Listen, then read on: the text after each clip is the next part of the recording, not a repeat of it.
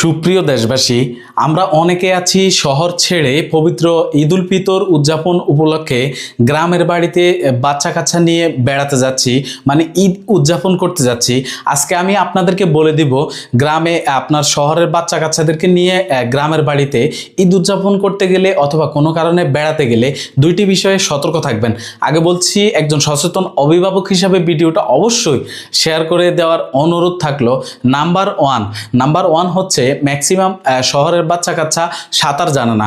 যেহেতু গ্রাম অঞ্চলে পুকুর অথবা খাল বিল অথবা নদী নালা বেশি, তাহলে আপনার বাচ্চা কাচ্চাকে আপনি নিজ দায়িত্বে অবশ্যই পানি থেকে সতর্ক থাকার অনুরোধ করবেন, অথবা যদি অবুঝ বাচ্চা কাচ্চা হয় তাহলে তাদেরকে একটু নজরে রাখবেন, একটু চোখে চোখে রাখলে হবে।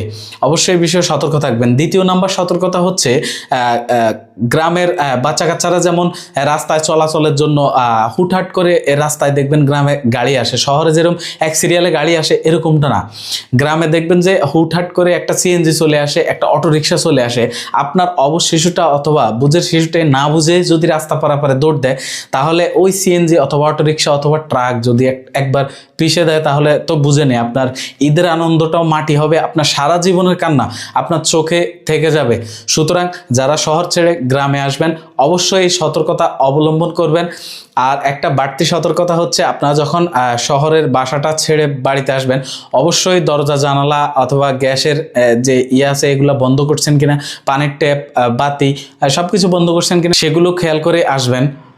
আর একজন সচেতন অভিভাবক হিসাবে অবশ্যই ভিডিওটা শেয়ার করে সবাইকে সতর্ক করার অনুরোধ থাকলো।